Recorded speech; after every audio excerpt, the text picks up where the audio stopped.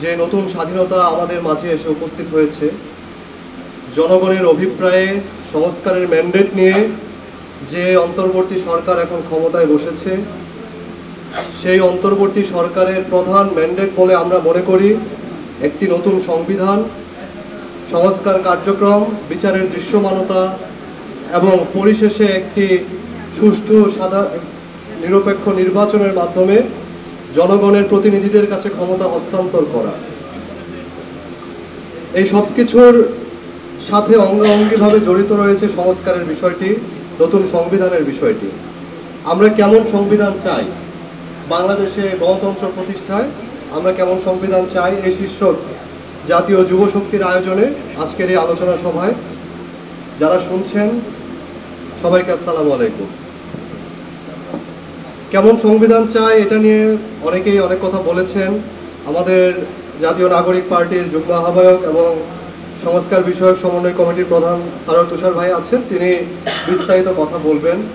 আমি দুই তিনটি বিষয় একটু আপনাদের দৃষ্টিপাত করতে চাই।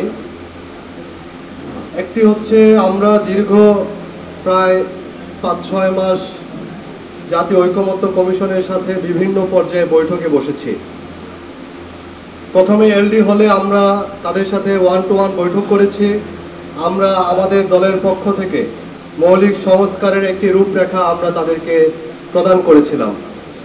সেই মৌলিক সংস্কারের রূপরেখায় আমরা স্পষ্ট করে বলেছিলাম, বাংলাদেশের যে সাংবিধানিক এখন কাঠামো রয়েছে, সেই কাঠামোতে যদি ক্ষমতার ভারসাম্য নিশ্চিত করা না হয়, ক্ষমতার যে রাষ্ট্র কাঠামোতে যারা ক্ষমতায় থাকেন তাদের মধ্যে জবাবদিহিতা নিশ্চিত করা না হয় এবং ক্ষমতার বিকেন্দ্রীকরণ করা না হয়, তাহলে আদতে কোনো সংস্কারই টিকবে না।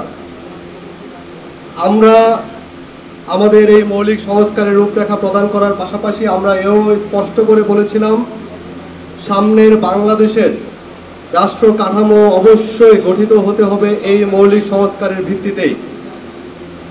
তারই প্রেক্ষিতে যখন জাতীয় ঐকমত্য কমিশন দ্বিতীয় দফার বৈঠক সবগুলো রাজনৈতিক দলের সাথে মিলে করল, সেই আলোচনায় আমরা জাতীয় নাগরিক পার্টি অগ্রণী ভূমিকা পালন করেছি। আমরা কমিশনকে এবং অন্যান্য রাজনৈতিক দলকে সহযোগিতার হাত বাড়িয়ে দিয়েছি। বিভিন্ন জায়গায় আমরা আমাদের দলীয় অবস্থান থেকে সরে এসে আমরা জাতীয় ঐক্যমত্যের স্বার্থে আমরা অনেক বিষয়ে ছাড় দিয়ে হলেও একটি জায়গায় যাতে আসা যায়, একটি জায়গায় এসে যাতে জুলাই সনদ আমরা চূড়ান্ত করতে পারি, সেই লক্ষ্যে এগোতে পারি, আমরা সেই জন্য আলোচনা অব্যাহত রেখেছি।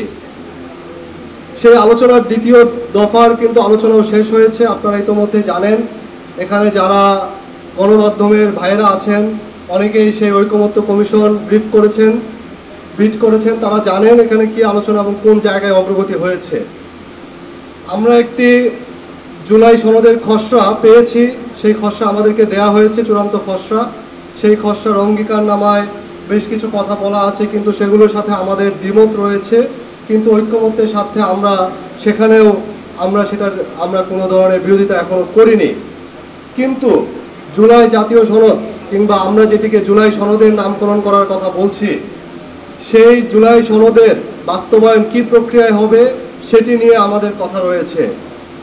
একটি দল, আপনারা খেয়াল করে দেখবেন, পুরো জাতীয় ঐকমত্য কমিশনের পুরো মিটিংটাতে যেই 2 মাস আমরা বসেছি, প্রায় 23টি বৈঠক হয়েছে।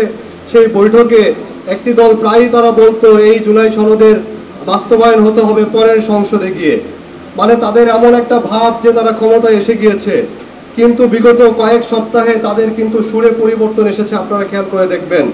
গতকালকে জাতীয় ঐকমত্য কমিশনের বৈঠকে যেখানে মাননীয় প্রধান উপদেষ্টা উপস্থিত ছিলেন, সেই বৈঠকে তারা তাদের সুর পাল্টিয়ে এখন বলছে যে কোনো আইনি ভিত্তি যদি দেয়া যায় কিংবা যদি সুপ্রিম কোর্টের কাছে যাওয়া যায় যে কিভাবে এটার বাস্তবায়ন করা হবে, তাহলে তাদের তাতে আপত্তি নেই। ইতোমধ্যে তাদের কথার সুর পাল্টেছে, এই তাদের কথার সুর আরো পাল্টাবে সামনে।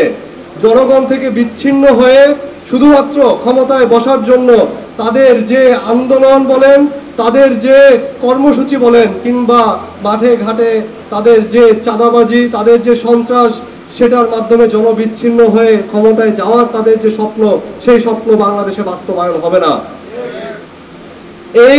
এই রক্তের উপর দিয়ে গণ অভ্যুত্থানের উপর দিয়ে যে নতুন বাংলাদেশের স্বপ্ন আমরা দেখেছি, সেই নতুন বাংলাদেশের যাত্রার দিকে, গণতান্ত্রিক অভিযাত্রায় আমরা যদি অগ্রসর হতে চাই, আমাদেরকে মৌলিক সংস্কার বাস্তবায়নের মধ্য দিয়েই অগ্রসর হতে হবে। জুলাই সনদের পূর্ণাঙ্গ বাস্তবায়নের মধ্য দিয়েই আমাদেরকে সেই জায়গায় পৌঁছতে হবে। আমরাও নির্বাচন চাই, সেই নির্বাচন অবশ্যই গণপরিষদ নির্বাচন হতে হবে। যেই গণপরিষদ নির্বাচনের মাধ্যমে আমরা এই জুলাই সনদকে একটি টেকসই অবস্থায় নিয়ে যেতে সক্ষম হব। আপনারা অনেকগুলো উপায়ের কথা ইতোমধ্যেই শুনেছেন কিভাবে এই জুলাই সনদকে আমরা বাস্তবায়ন করতে পারি। কমিশনের পক্ষ থেকেও বেশ কয়েকটি কথা বলা হয়েছে, যেগুলো এখনই বাস্তবায়ন করা সম্ভব সেগুলো অধ্যাদেশের মধ্য দিয়ে তারা বাস্তবায়ন করতে চায়। আমরা সেটিকে সাধুবাদ জানাই। আমরাও মনে করি যেগুলো এখনই বাস্তবায়ন করা সম্ভব সেগুলো বাস্তবায়ন করে ফেলা হোক। কিন্তু যেই বিষয়গুলো সংবিধানকে স্পর্শ করে, যেই বিষয়গুলো সংবিধানের ক্যারেক্টারকে চেঞ্জ করে, আপনারা খেয়াল করে দেখবেন পুরো জুলাই সনদে প্রায় 84টি বিষয়কে নিয়ে আসা হয়েছে, যার মধ্যে এমন কিছু বিষয় আছে যা সংবিধানের ক্যারেক্টারকে বদলে ফেলে, সংবিধানের নেচারকে বদলে ফেলে, সংবিধানের বেসিক স্ট্রাকচারকে বদলে ফেলে। সেই যে সংশোধনীগুলো, সেগুলো আপনি কোনো পার্লামেন্টে গিয়ে সংশোধনীর মাধ্যমে টেকসই করতে পারবেন না। পঞ্চম সংশোধনীকে আমরা দেখেছি, অষ্টম সংশোধনীকেও আমরা দেখেছি। এই সংশোধনীগুলো পরবর্তীতে কোর্ট বাতিল বলে রায় দিয়েছে। একইভাবে যেখানে আমাদের এখন এক কক্ষ বিশিষ্ট পার্লামেন্ট আছে, আমরা দ্বিকক্ষ বিশিষ্ট পার্লামেন্টের দিকে যখন যাব, পুরো সংবিধানের নেচার চেঞ্জ হয়ে যাবে, ক্যারেক্টার চেঞ্জ হয়ে যাবে। এটিকে পরবর্তীতে যে কোনো সময় কোর্টে চ্যালেঞ্জ করা যাবে।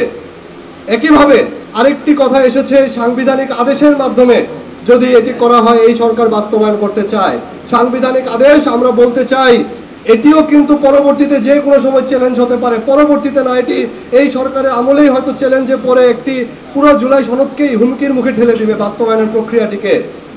এবং একই সাথে আমরা মনে করি এই ধরনের কোনো কিছু আবার সামরিক শাসন ডেকে আনবে কিনা, সেই বিষয়েও আমাদের যথেষ্ট শঙ্কার জায়গা রয়েছে। আমরা এই দুটি জায়গায়, দুটি রাজনৈতিক দল যে দুটি কথা বলছে, সেই জায়গায় আমরা বলতে চাই এই জুলাই সনদ বাস্তবায়নের সবচেয়ে উত্তম এবং সবচেয়ে গণতান্ত্রিক পদ্ধতি হচ্ছে গণপরিষদ। গণপরিষদ নির্বাচনের মাধ্যমে জনগণের প্রতিনিধিদের দ্বারা একটি সংবিধান প্রণয়ন করা, যেই সংবিধানের মাধ্যমে আমরা জুলাই সনদকে প্রতিফলিত করতে পারবো। জুলাই সনদকে গাইডলাইন হিসেবে ধরে নিয়ে নতুন সংবিধান প্রণয়নের মাধ্যমে আমরা একটি টেকসই সংস্কার উপহার দিতে পারবো। সেটি হতে হবে আমাদের আগামী লক্ষ্য। একই সাথে আরেকটি বিষয় বলতে চাই, একটি রাজনৈতিক দলের পক্ষ থেকে বিভিন্ন গণমাধ্যমে ছড়িয়েছে এনসিপি যুগপৎ আন্দোলনে যাচ্ছে কয়েকটি বিষয়ের দাবিতে।